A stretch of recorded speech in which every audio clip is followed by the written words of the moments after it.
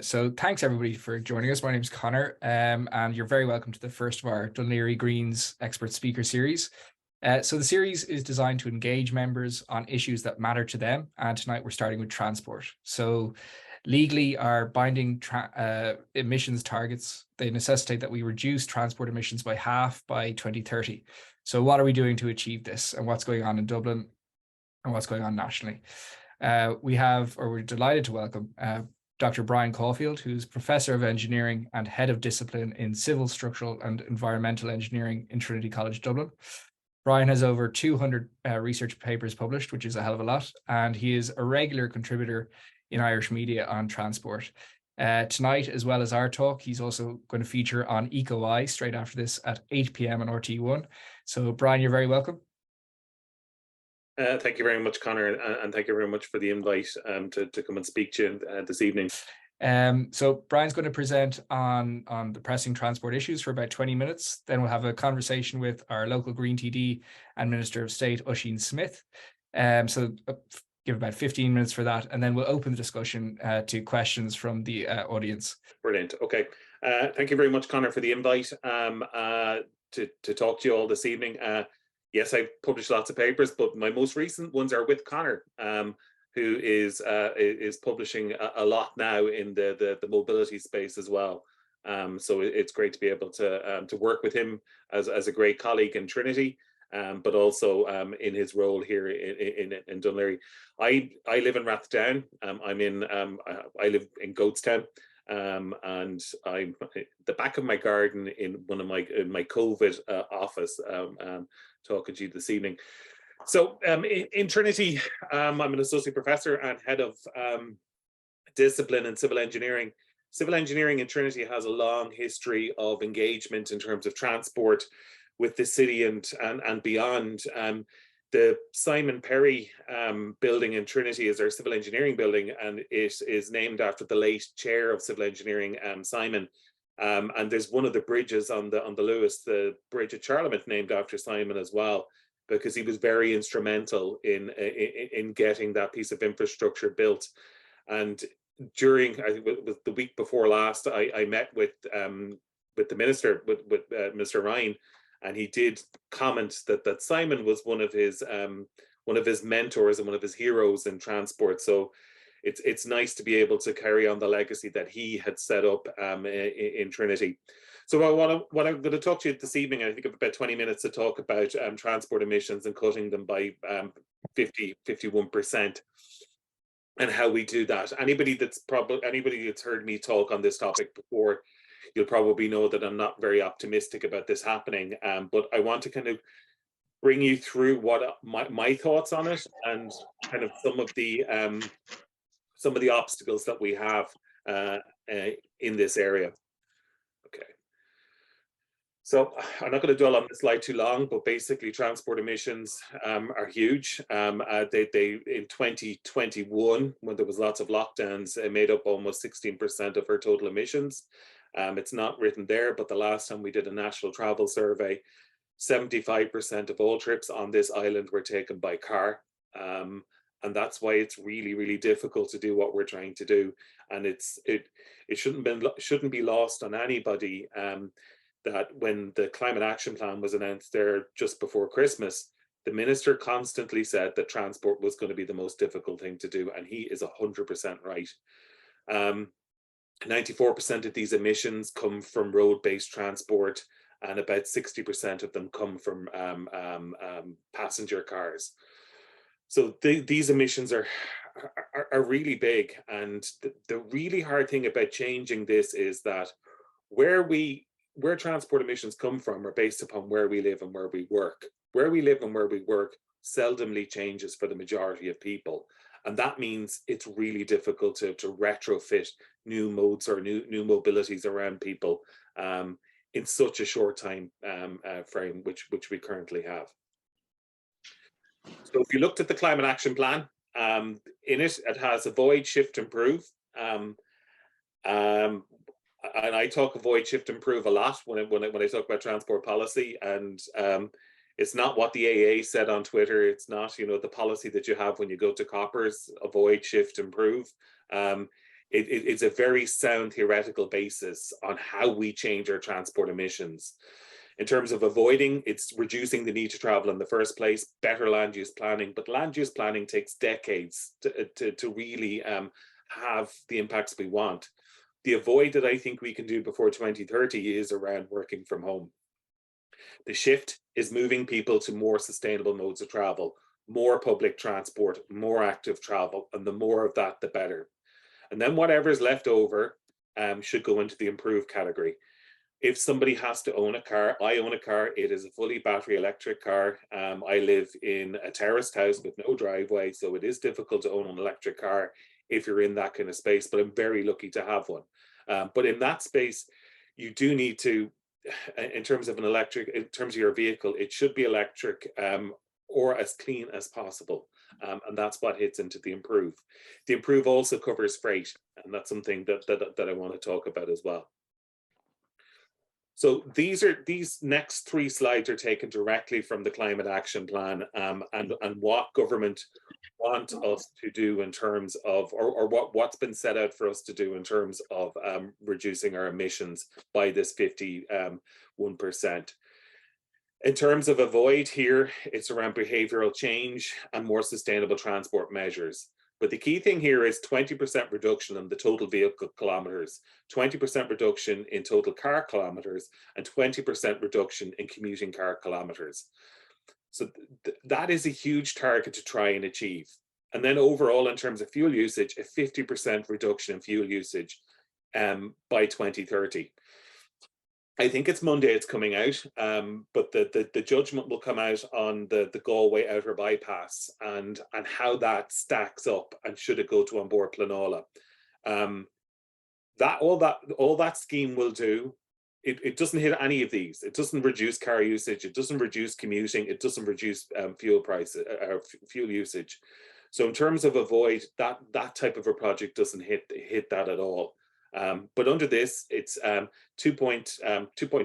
megatons of CO2 equivalent are hoped to be taken out of the atmosphere using these methods. The next one then is the shift towards more public transport. So here you can see that there are interim targets for 2025, and then this other box here is for 2030. By 2030, this plan expects that we will have a 130% increase in daily public transport journeys. I'm going to talk about the logistics of making that happen later on, but that is such a difficult target for any country to reach. There is very few countries in the world that have ever achieved that level of extra public transport trips in essentially 7 years. However, there's lots of really cool things happening at the moment. And you've seen the minister launch some of these.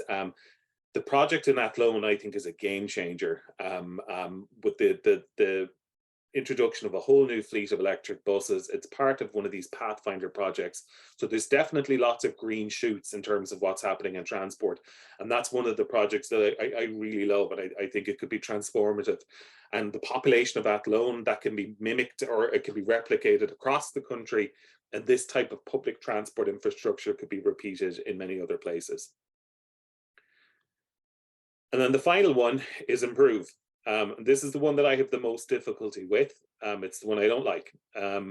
It's 175,000 passenger electric vehicles by 2025. And it is by 2030, between all the jigs and reels of what's there, 1 million electric vehicles on our roads. There's also some biofuel blending to happen as well that will reduce emissions. So they all sit on the improved side. And I have a number of problems with the electric car target, and I'll talk you through why I have issues with them. Not that I have an issue with electric cars. I think they're the thing to do. As I said, I have one, but it's in terms of a policy, I have some issues with it. So if you take all of the carbon that we're going to take out of the economy using avoid, shift, improve, you can see 21% is avoid, 21% is shift, 52% is improve. So we're betting half of the house on improving, okay? So the million electric vehicles by 2030. So I see it as a mission impossible. I don't see it as something that is achievable, if I'm honest. And I'm going to talk you through my logic on this. So the take-up of electric vehicles over the past number of years has been slow. You see it every month when the motor industry announced their new electric car sales. And wasn't it great? We've sold 80% of extra electric cars this month. 80% of a very low number is still is a marginally higher number than it was before. And in those numbers that come out on a monthly basis of electric vehicles, a large proportion of them are big SUVs that have gotten taxpayers' money to be paid for, that have maybe 50 kilometers of electric running in them. EVs get massively generous government subsidies, and Deeper have looked into this, and they show a cost-benefit ratio. I think it's for every €1 we give on an investment to an EV, we get about 20 cents back in terms of carbon abatement. If you haven't heard of or you haven't read the OECD report that came out before Christmas on how to change our transport, it's one of the best reports of transport that's ever been published in this country, and I would encourage everybody to read it. But they say specifically that electric cars are regressive in terms of a way to do this, but also they're hugely expensive, and there are way better ways of doing it. We're betting and depending upon a motor industry to reach parity with cost. So we're assuming the motor industry are going to get electric cars to the price that they're equal to ICE cars, and then they're just going to then the government subsidies will have to go away. There's very little evidence of that happening. And the final point I want to make here is that in Dublin, about 44% of households have a driveway, and the most efficient time to charge an electric car is overnight. If you don't have a driveway, owning an electric car is something that's very difficult to do. So let's look at the numbers. So the blue lines here are anything with a plug. And we can see since 2012 up until last year, that's grown. And these are sales year on year. So here you can see anything with a plug in 2022 sold just about 44,000 units in this country. The orange lines there are the pure electric vehicles.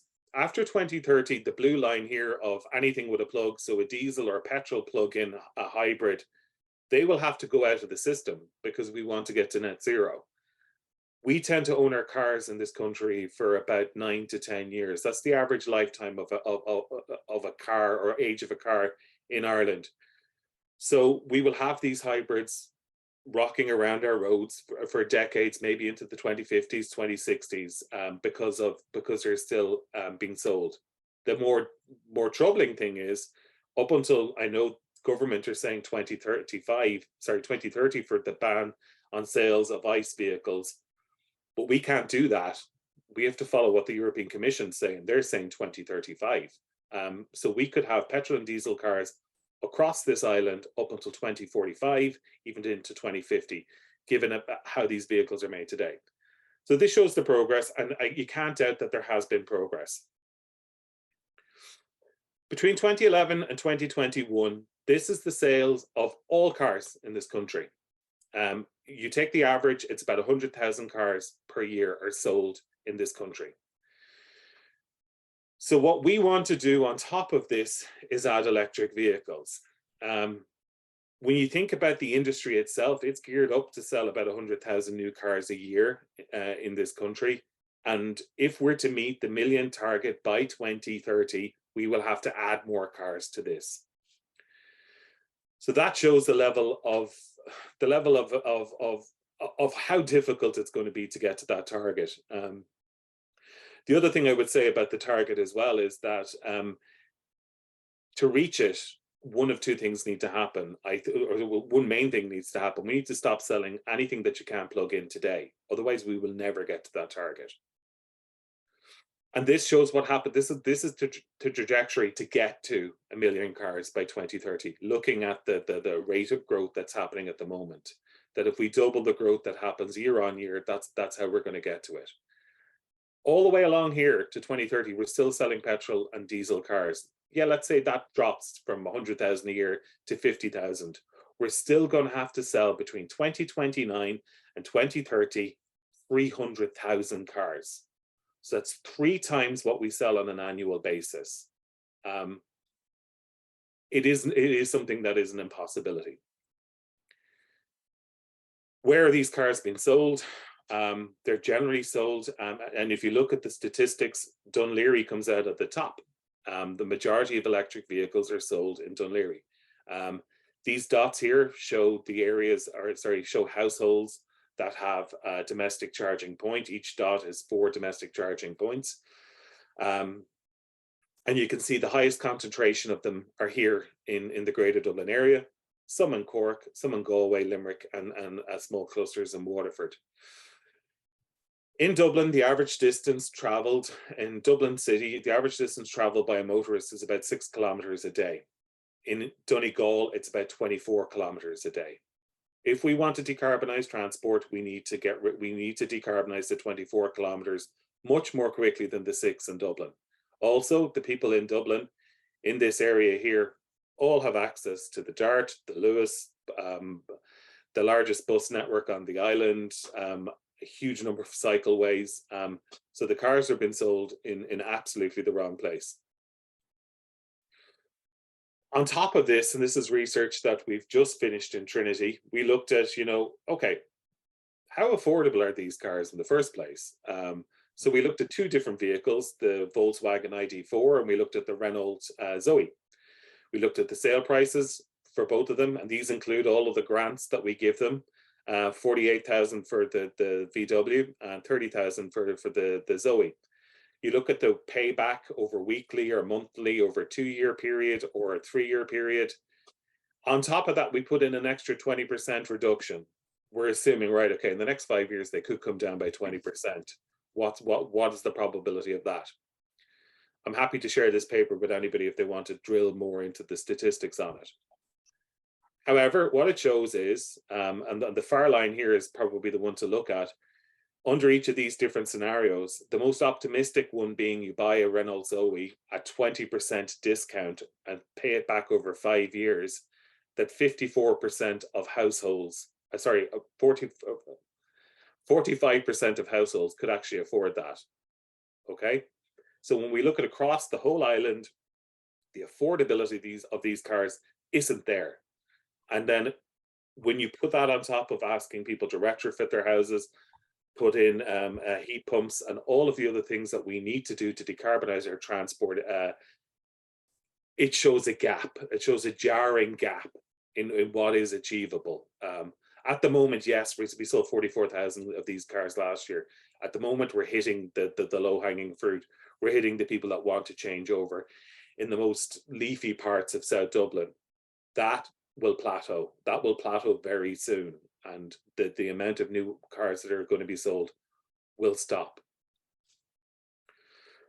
The next thing to talk about is 130% public transport use by 2030. Again, another mission impossible, but I think a mission impossible that's probably a better, we would get better bang for our buck from.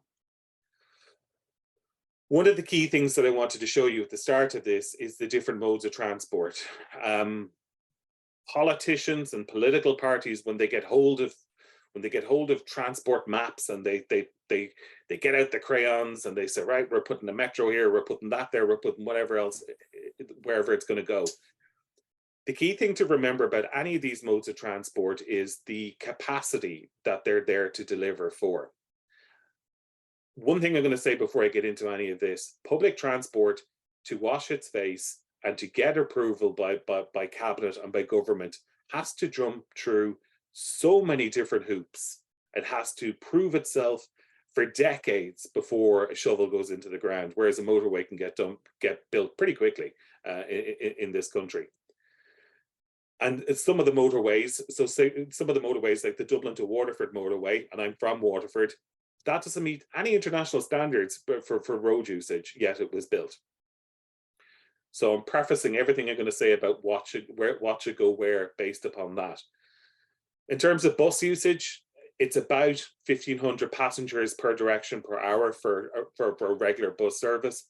Bus rapid transit, which I think is something that we need to look at much more in our regional cities. I don't think it will work in Dublin because because our capacity and population is so much higher and we need more. Then you've got light rail and metro. So metro heavy rail is the Dart. The metro that's going to go to the airport is a bigger Luas. It doesn't have the same capacity as full on metro would have. So these are the different capacities. The other thing then I wanted to talk to, and I'm going to start to wrap up here and talk about certain transport projects in Dún Laoghaire, and kind of maybe to make some sense of, I'm sure you've all seen, hopefully you've all seen this strategy. The reason I'm talking about it is because I was on the steering committee for this strategy. I worked with the NTA for 2 years on this strategy and was very detailedly involved in the modelling. And I wanted to try and explain some of the different aspects of what's going to happen on the south side of the city with this strategy. But to bring it into some of the stuff that I do on a daily basis, I teach, I research, I enjoy transport modelling.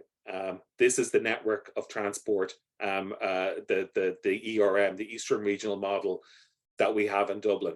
It shows all of the links and all of the nodes within the Eastern Regional Model area.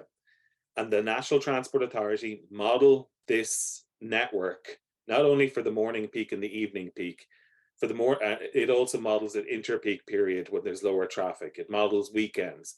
It models if you're a white collar worker or blue collar worker. It models if you're going to work, school, college. It models everything.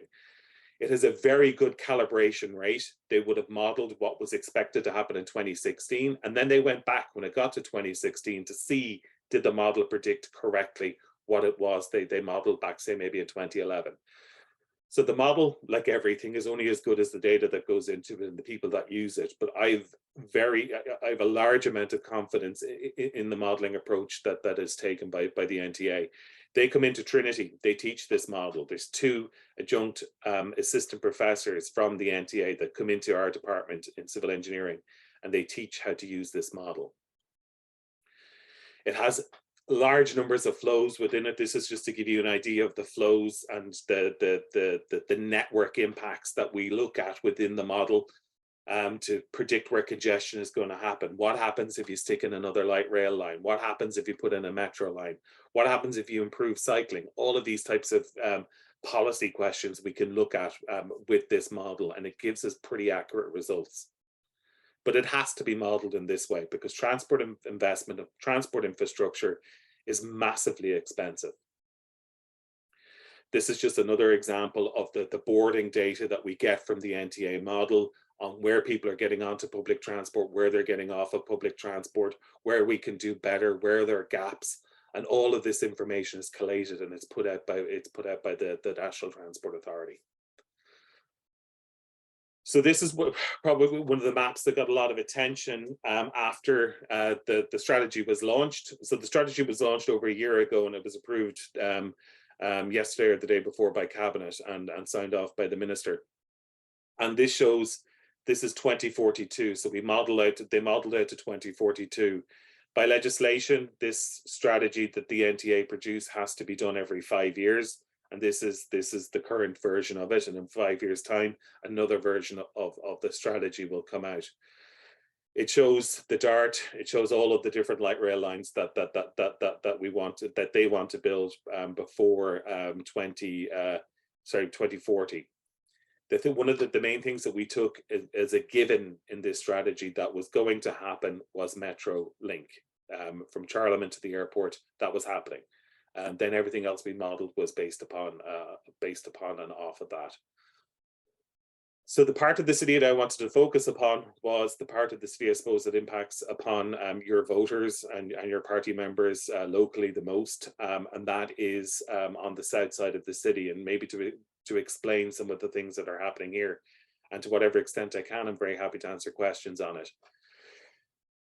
One of the things that you'll notice here is that in previous strategies, this purple line that goes out as far as Sandyford and connects to the Bray extension, which is the green line, was always planned to be upgraded to metro.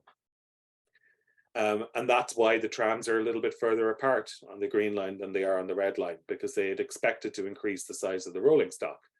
But what the model showed us when we ran it again was that what would give us a better bang for our buck and more transport solutions would be a light rail system to Knockline that would interconnect with Tala. And then another line, which I suppose comes closer to the constituency, which is the new UCD line. So this line would come from the city centre, it would serve UCD. The main thing that's currently proposed on this is that the green line would terminate at Sandyford. And this new line that connects UCD would be the line that would continue on to Bray. The best thing about this plan is that it alleviates the problems of congestion on the current green line, and it spreads the demand across to the Knockline line and then also to this new UCD line. So that's why that strategy was looked at. In the strategy as well, if you're like me and you love numbers, they do also have the numbers on the UCD line if it were to be a metro and it was to go underground, and also an underground line to Rathfarnham, and what the issues would be with both of those. In terms of the cost benefit analysis and the numbers and populations, they just didn't stack up when this strategy was done.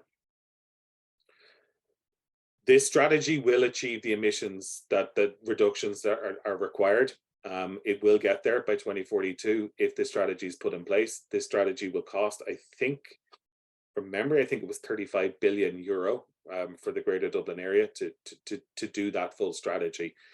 And that's the cost. That's where the rubber meets the road. That's how much it's going to cost for us to do this to the city. There is no other way. There is no other way. This is the approach that kind of has to happen. And I've spoken before about this. I've spoken about it to the what's called the Business Post podcast, 5 Degrees of Change. And one of my degrees of change, one of the policy things I want to see brought in, is that something like this is enshrined in law and all political parties, bar none, buy into it. Because the key thing is here is that any of these lines are at the whim of a minister or at the whim of a political party. If a minister comes in and says, yeah, I don't really like the new alignment of Metro, that knocks that line back by 3 or 4 years. And that's the reason why we've been talking about something like the Metro to the airport for 20 years. I'm going to start to finish up now. So emission impossible. The current short time frame that we have has such a large emissions reduction, it does seem like a very much an uphill battle. And that's one of my big concerns. At what point in the current trajectory do we stop and say, look, it's not working. You know, we're not selling enough electric cars. We need more buses. Or the nuclear option. What happens if we turn around and go, transport can't do it. We need to go and talk to the farmers again. When does that happen? And how is that facilitated? And that links into my next concern, is this over dependence on electric vehicles to deliver all the heavy lifting that we have. When do we consider that more charging and pricing needs to happen? When is congestion charging put on the table? It won't be a congestion charge just in the canals. This is road pricing that will happen across the whole region. The other thing is as well, and I struggled about putting this point in or not, but I thought it was an important one to make, being blinded by the bike. The bike will reduce emissions, make us healthier, and do all of the really cool things that we want to happen. It will not do the heavy lifting in terms of emissions. If we want to do the heavy lifting in terms of emissions, it's freight. It's the boring thing that we need to go after. Freight accounts for a huge percentage of our emissions. If you wanted to do something about emissions, you'd stop ordering from Amazon. You would stop all of this kind of on-demand delivery and freight. That is it's the elephant in the room when it comes to our emissions.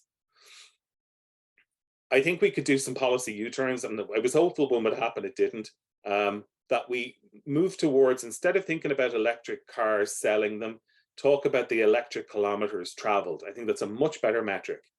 A paper that I put out there earlier in the month showed that a taxi travels 2.5 times as much as a car does. So if we sell, if we sell 100,000 taxis, that's the same as 250,000 electric cars when you think of the kilometers that are driven. So it's a no-brainer.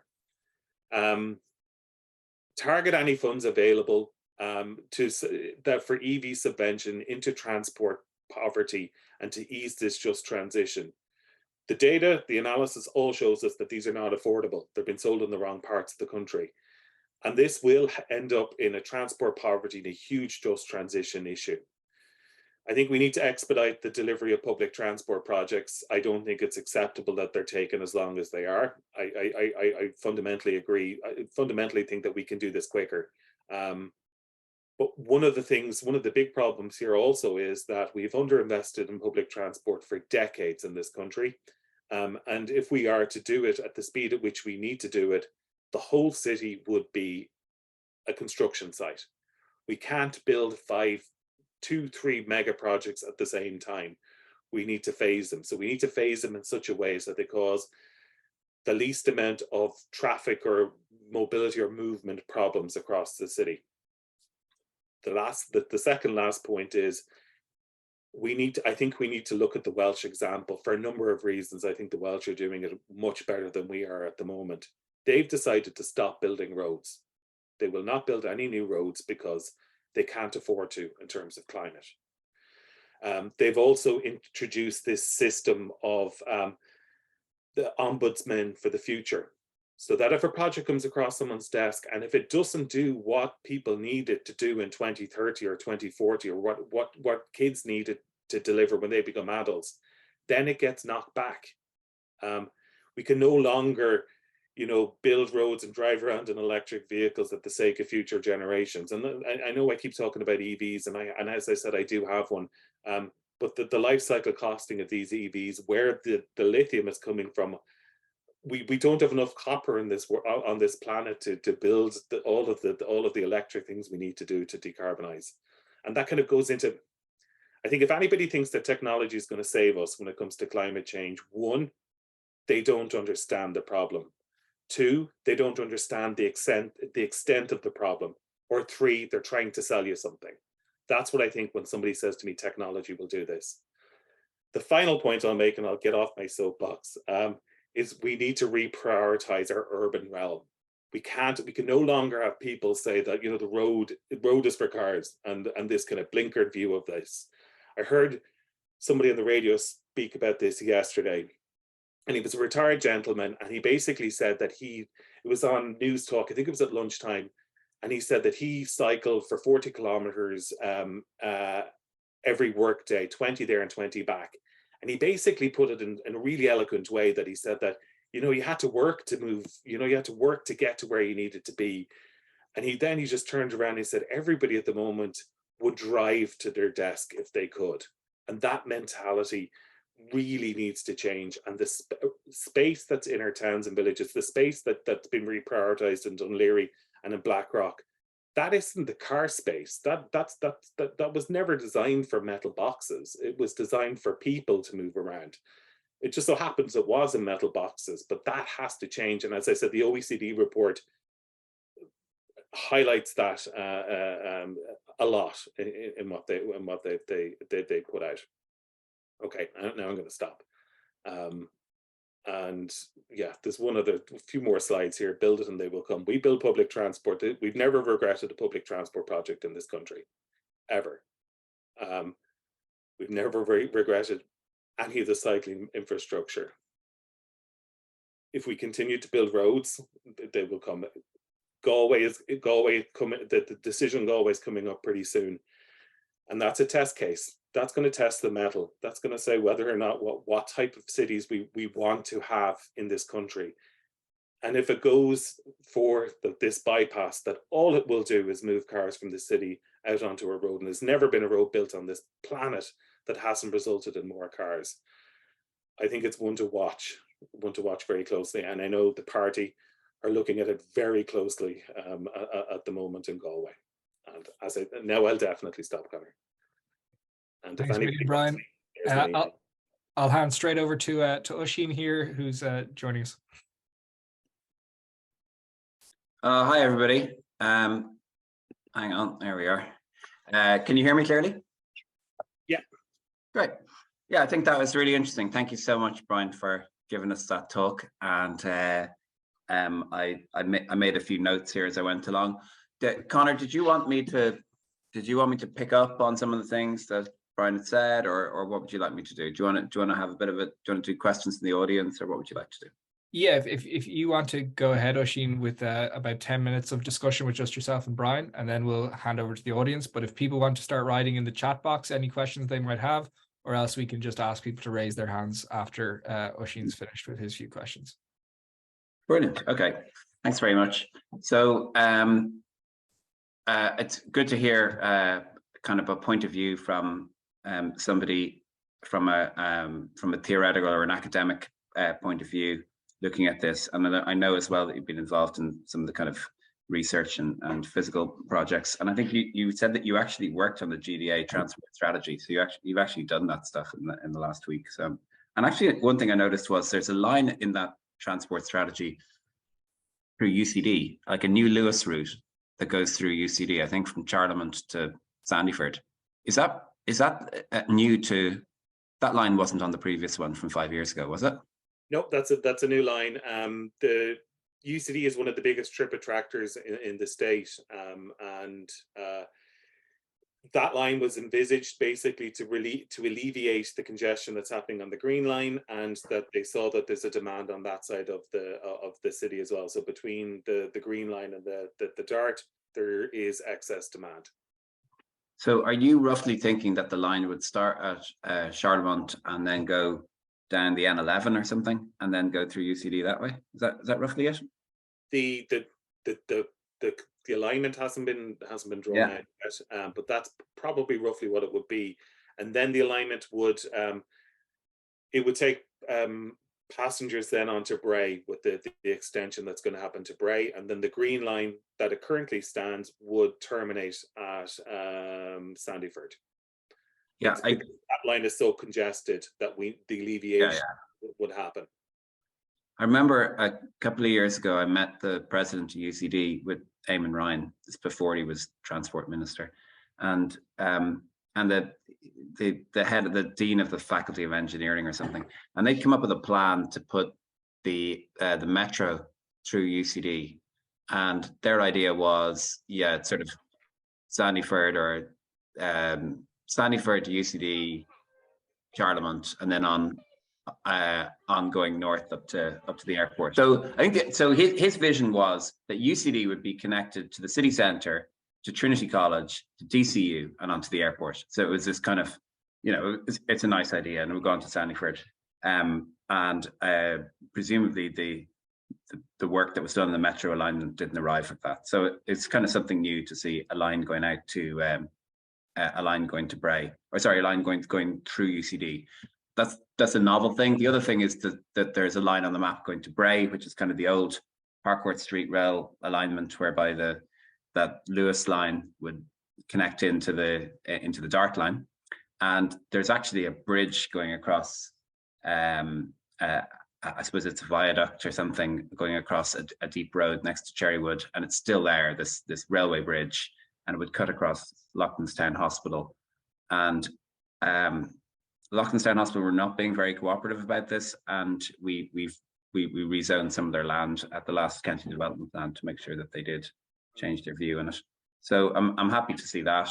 2042 is a long way away. That makes me think I'll never see it. Like it is a very long way to wait. Is there any idea on that map of what the order of the projects is?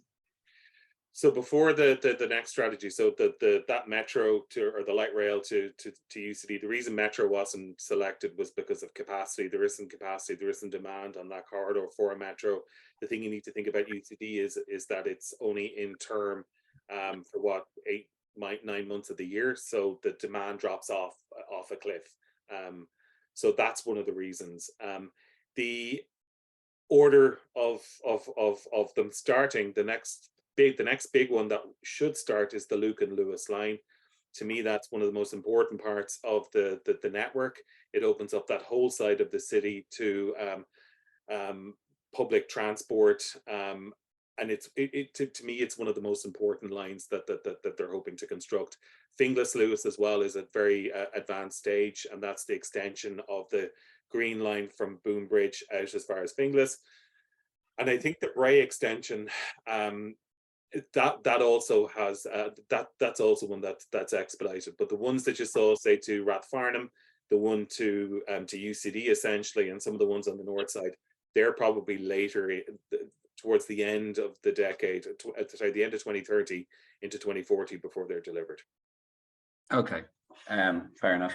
So, you know, I think when I was listening to the way you were talking about the strategy, you were saying that you agreed that the transport strategy is highly ambitious, felt it was unlikely to get there, that I think that all the targets were very, very, very, very hard to achieve, and particularly the electric vehicle one, or that, you know, it was mathematically hard to get there, and that you just didn't see how so many people, for example, could change to public transport, and you know, and that maybe we'll have to kind of look back at other sectors and see if we have to do more on agriculture or something. So I think that's roughly what you were looking at on it. Like, I'd say that for a start, you don't know what you have to make plans, and you don't know what's coming in the future, and it's really hard to predict where you're going to be. You know, think that if you look at some of the changes that happened, like working from home, that was not something that was predicted to happen. It's very hard for people to imagine that people could change their lifestyle from being a culture where very short journeys are driven to one where people do a lot of cycling, for example, or a lot of walking or something, or taking the bus. And yet those changes have happened in other countries. Like my father's generation grew up, my father was told by his father never to get into a petrol car because it was a fundamentally dangerous thing to have a box of gasoline in a vehicle, and he should never do it. And then my father then grew into a generation where they couldn't imagine not driving around in a car. So, and now we're moving back to something else. And I look at people in their 20s, and they're not so focused on vehicles as my generation would have been. So I think that there are major cultural shifts happen very rapidly sometimes, and it is hard to predict them. And there can be technological changes. You can't depend on some massive technological advancement, but you know, who knows what's coming. So Dún Laoghaire, I think, is an interesting case because we're probably, because we're semi-urban or suburban, we've got really good public transport. It's probably one of the best places to cycle around, and there's a lot of I suppose mindset in favor of doing this. It's probably an area where things are going better than other parts of the country, and I think there's a lot of enthusiasm and interest about what's happening here. So I would hope that there's chances for more things to happen. If you think about somewhere like Norway, where most people I think are driving electric cars now, or a majority of sales are electric vehicles, really their strategy just seems to be that it's incredibly expensive to buy a regular car, and it has been for a long time. I think it was 35,000 euros for a standard Volkswagen Golf, and that's the alternative strategy really to get people into electric cars. Is if you don't want to subsidize them because that's really expensive, you just make the other cars really dear, and that's a policy that needs government to support it. And you know, you go back to the idea, what is politics? It's the art of the possible. You can't always do what you think is the optimal strategy. What the economists tell you, this is the optimal strategy for your society. You deploy it, and then you find that you're not elected 5 minutes later. You've started a revolution. So you got to operate within the bounds of political feasibility. And I think you probably know that, Brian, don't you? Yes, and like when you mentioned the economists there, like, you know, the traditional economics would tell us that we value things in a certain way, and you know, this is how much it costs to do whatever it is. But how do we value a city that's underwater? How do we value, you know, how do we value that moving Dublin and 50 kilometers inland because it's underwater? Those are the kind of things. So I think traditional economics on these problems is going to let us down. On the Norway model, yeah, they did do that. Norway have a huge number of electric charging points per electric car in Norway. They had a lot of oil money to spend to do all of those kind of things. I think, yes, I completely agree. If I had a magic wand, that's what I would do. I would I'd stop selling ICE cars, full stop. But you would increase the tax on them. You would increase the tax on SUVs and all of those kind of things to get people to move across. However, the research shows people can't afford it. People can't afford to do it.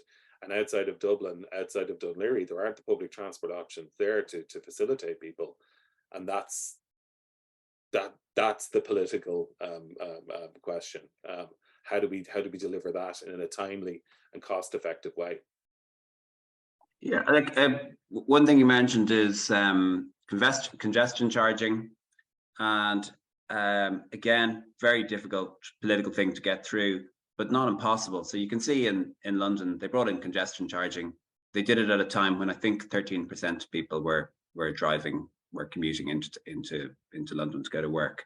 Now we're not at 13%, but we might be at like 40 or something. I think we're at a minority, but we don't quite have that level of support. But I thought David McWilliams had a really good idea about this.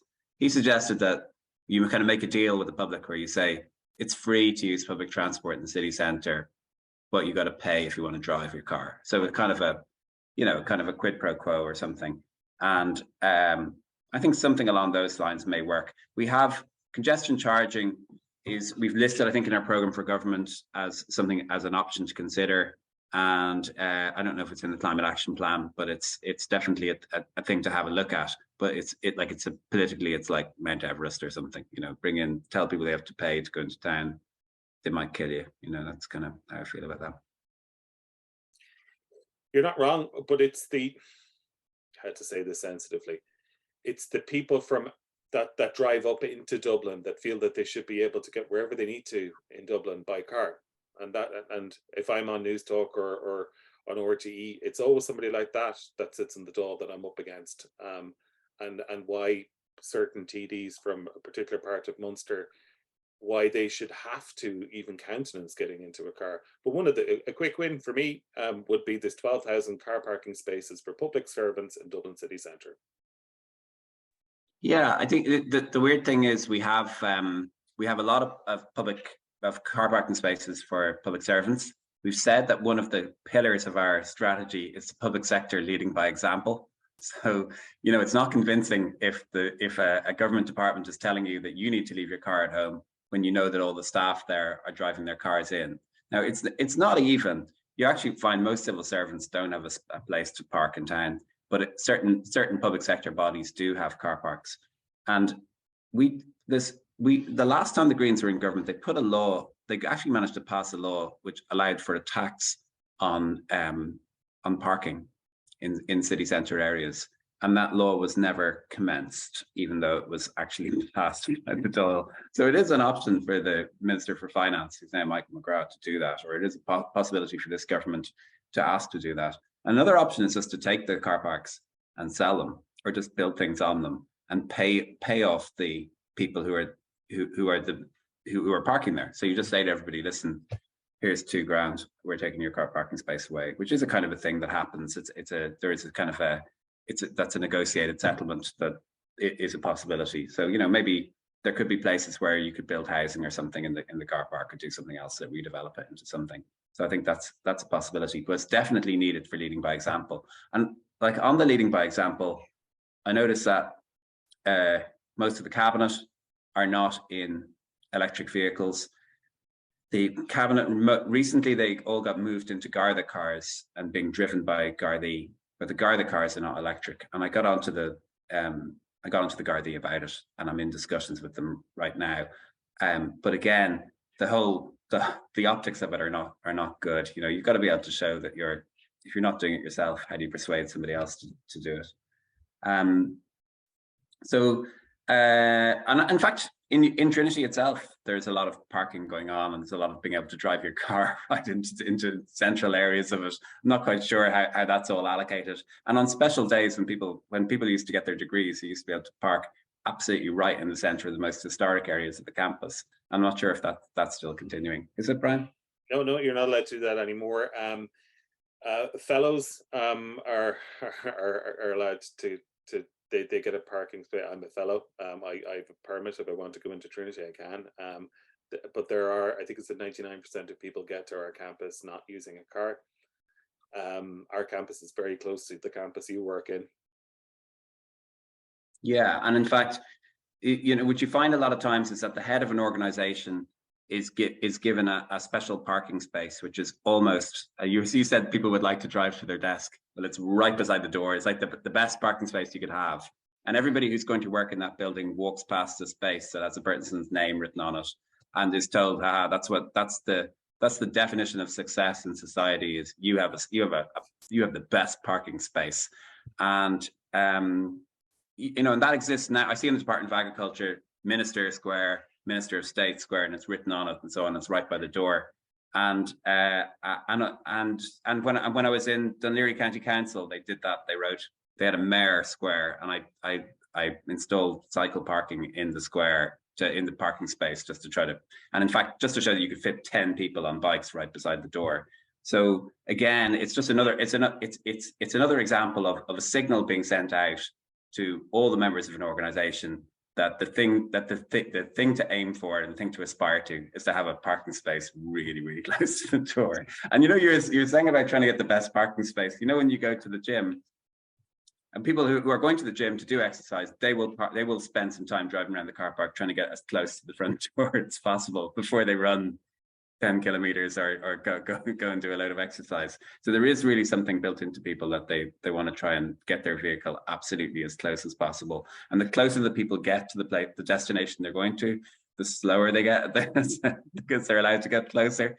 I think when the first airports were built, the idea was you drove up to the plane, and in fact on some planes you actually drive on board the plane. So that was the idea. And then as airports got busier, they realized you had to keep people further and further back because you simply couldn't handle the congestion. So I think there's a kind of that's a massive cultural challenge, and I think that's where all this focus on electric vehicles comes from. It's the idea that you are, no matter what you do, you're going to have a lot of people driving. People love cars and they've spent tons of money on them, and so that if you are going to have cars in future, they should be electric, and also that it's not too much for somebody to envisage. So for somebody who can never, ever, ever imagine getting on a bicycle or getting a bus, you can say to them, well, your car will have a different engine in it. So it's something that they can possibly think of. Thanks, guys. Sorry to interrupt, Brian. We do want this to be as interactive as possible, so we might just hand over to some people who've been waiting. We'll go in order that I saw the hands. So Kate was first, then John, then Tom, and then after that, Brian, you might have a look at some of the questions that are coming up in the chat as well. Thanks, Connor. Thanks. That was a really interesting discussion. And so you fairly rubbished the electric vehicles target, which is, fine. I have concerns about the electric vehicles target, but I'm actually more worried that we'll meet it, or that we'll put all our effort into trying to meet it. And that will be at the risk of pushing or continuing with the situation we have at the moment, which is that we've lots of places where it's unsafe or unpleasant for walking or cycling around. And I was just wondering what you thought about that, in particular, like how we're kind of messaging things. So when you're talking about transport at the moment, really all we ever hear, mostly it's about electric vehicles. And I would love to hear different types of communications about what type of vehicle you should use. I was just wondering your comments or thoughts on that. And also, what about the role of electric vehicles, but maybe of a different type? So maybe we have two-wheeled electric vehicles, which we do, or cargo bikes, trikes, the delivery vehicles, or those small little smart cars, much more useful in a city where there's not so much space, or we don't want to have so much road space given over to private vehicles. And we really don't have a huge amount of that now. It's changing obviously a little bit, and particularly around Dún Laoghaire, there's a lot of e-cargo bikes, etc. Sorry, there's a lot of background noise there. Just another reflection on that in other European cities and how they've got much further with those types of cars and vehicles than we have here. Kate, I completely agree with you. All the EV target is going to do is result in more cars, and that's, I suppose, the point that I was trying to make when showing the figures on it. The other thing that, I'm not a member of any political party, but if I was a member of the Greens, I'd be very worried about that target, because it's no longer a Fine Gael target; it's a Green Party target. The general public have forgotten that it was Richard Bruton that put that there. So that's one thing I would be very, very concerned about as a party. I 100% agree with you that we need to have much more done on electric bikes and e-cargo bikes. I think that electric bikes have huge potential to shift and move people longer distances. I'm not at all convinced by electric scooters. I think they're a disaster. They only appear in cities when transport systems don't work, so we should probably have them. And what was your other question? Yeah, mainly I 100% agree. All it will do is add more. I think the better thing to do is share electric vehicles. Our cars spent 90% of the time parked. If we can share these cars, that's the secret sauce. Okay, I'm just going to be really cheeky and say just one final thing before the others come in for their other questions. But it was actually a real fight on that electric vehicles target. That isn't like, the Greens don't love that target, but it was a fight against transport modelers, really, because they can't see a way. Well, from what I can gather, is it's very, very difficult to demonstrate in a transport model evaporation of vehicles. So they changed them to electric vehicles, and then you meet your target. So from what my understanding is, when they're modeling, active travel routes, etc., there isn't a huge amount of displacement of cars that comes out of those models. Very often you just assume that there are more trips that are then done by sustainable means. It's not that you're displacing cars, and I think there must be a flaw in the way that the modeling is done at the moment. It's very difficult for the models to produce that sort of an answer with less cars on the road, I think. The easy answer to that is because they're not allowed to model a congestion charge. All we'll do if we don't bring in one of those is we'll rearrange people that don't drive from cycling to e-bikes to public transport and back again, and we'll have that continuous loop. The car is still the easiest thing to use, no matter how it's fueled, and that's the big problem. But that's there, and there is work happening on that at the moment. I spent 3 hours today in the NTA talking about it. Oh, super. That's great news. Thanks so much. John, over to you. Brian, what would you think of providing park and ride facilities for the longer distance traveller to bring them perhaps to somewhere near the M50 or anywhere near to public transport? I think they have a huge part to play, park and ride. There's a project I'm involved in with the ESB that it's a cycle and a park and cycle project. The key thing is it's the percentage of the journey that's taken by the public transport mode. When you put in park and ride sites on some of the big public transport projects like Metro, it actually increases carbon because people are driving to get to them. So we need to be very careful about how we do it. But in general, yes, I think it's a really good idea. I think it's a really good idea for regional cities. I think somewhere like Galway and Cork and Waterford and Limerick, I think that they could be really good there. They're proven to be very successful in Belfast. Thank you. Tom? You're on mute there, Tom.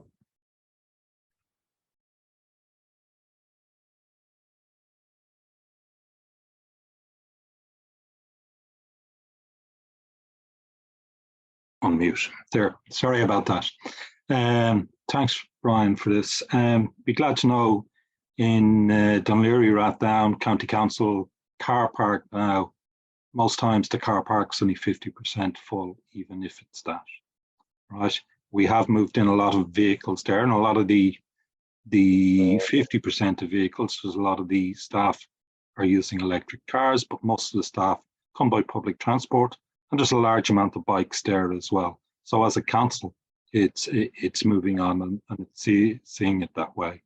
We're looking at pedestrianising our town centres, which will make it more difficult for people to come to town. So we're gradually squeezing out the car. The more cycle lanes that goes in, the more on-street parking that will start to disappear. That'll start to happen in towns as well. I spent a little bit of time in Japan where there's no public street parking. If you want to park your car, you got to have a private space. If you don't have your own private space, you can't have a car, and nothing's allowed in public road, right? And there are cities in Europe that are starting to become like this. I was in Ghent recently, I think it was last year I was there, and they have emission charging for coming into the center of town. Certain vehicles are not allowed in there. A lot of parking has been removed, and it's starting to move that way. Yeah, fine, we have a bigger battle here, but we have to set targets. Some of them you may not reach within the time. But if we don't have targets there, it's hard for us to push.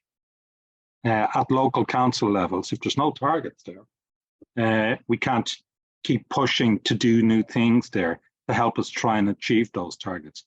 And we need targets further than we actually can achieve sometimes so we can keep pushing. So there are goals that we have to keep pushing towards, right? The other thing I think we need to really transform, and we can see the effect when it comes to summer, is school transport. Particularly in South Dublin, when you see the amount of vehicles that are on the road purely for school transport. If we could solve that problem, we would take a lot of car miles off the road as well. And I think that's an important segment that there should be a solution, because there are solutions for this in many other countries.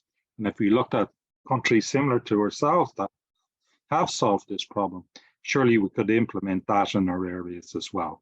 And that's something I didn't see within the modelling that was there, that the car movements that is pushed by schools and delivering kids to school, how we could change that and what saving that might bring as well.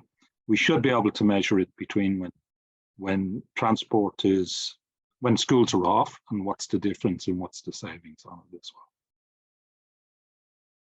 Tom, I agree with everything you said. I live very close. I live in Goatstown. Yeah. I around the county a lot, and it has changed fundamentally in the past 2-3 years, and it's fantastic. It's a much nicer place to live in. And your point about schools, you're 100% right. I live right next to the Goat pub. I walk my dogs up in Deer Park. I walk past probably a couple of million euros worth of Range Rovers outside of Mount Anvil when I'm bringing those dogs up there. Okay, thank you very much. I think we've just gone over the hour, so we'll try and answer a few of these questions with Brian, if you can, maybe one sentence answers. We'll do a bit of a quick fire. So Lorcan asked, 20 years just to lay track for a tram line on existing streets is very depressing. How much is that to do with the phasing that you described? Would it actually bring the city to a standstill, or could we do something that people would just suck it up for a year or two and get these big projects done? And then the second question is, with an economic context of inflation and rising interest rates, would that change some of the modelling? Yeah, it would do if we changed our evaluation parameters and put a higher price on carbon. Yes, that would change everything. It's not as simple as just laying down tracks over a tarmac. It's diverting utilities. If we went that route, we would have what they did in Edinburgh. They laid track over the road. They soon took that back up, and it cost, I think, double what our current Luas network cost, and they only have half of what we currently have. Planning. Everything is laid by planning. In Scotland, one of the things I would encourage everybody to look at is they brought in these new traffic orders that they can bring in experimental traffic for 18 months in a trial basis to see if it works. Brilliant. If that legislation was passed, that would be a game changer. Silver bullet, yeah. Enda asked, given the potentially long payback for avoid of your avoid, shift, improve, and the knock-on impacts it could have, do you think that we should have more of a focus on avoid rather than shift and improve, or which one would you prioritize? Avoid and shift are the two things that should be prioritized above everything else. The avoid one being, and I know the minister said a little bit about working from home.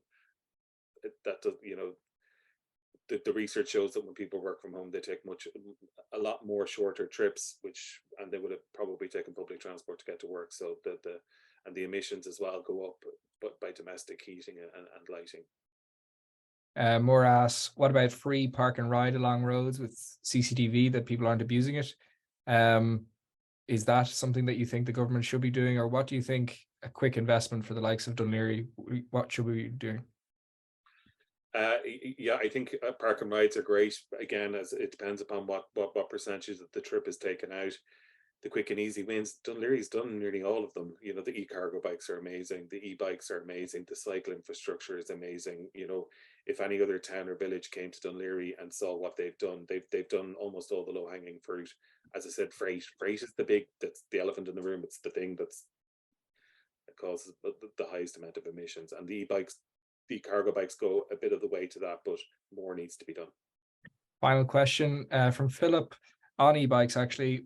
Should we be giving maybe a 2K, so a €2,000 subsidy for e-bikes, making them almost free? Would that help? Would it move the dial?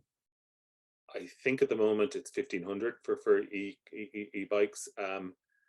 Yeah, I think that they are one of the great things that came out of the pandemic is how many more people are using those. I think it's I think they're great. I think we need more of them, and I think, you know, certain things we could do. We take a tax off any bicycle purchases, but being Irish, there's loads of ways to gamify this system. I've already heard that there's some bike sellers that are saying if you buy 2 baskets with your electric bike, you get the e-cargo bike grant. Wow.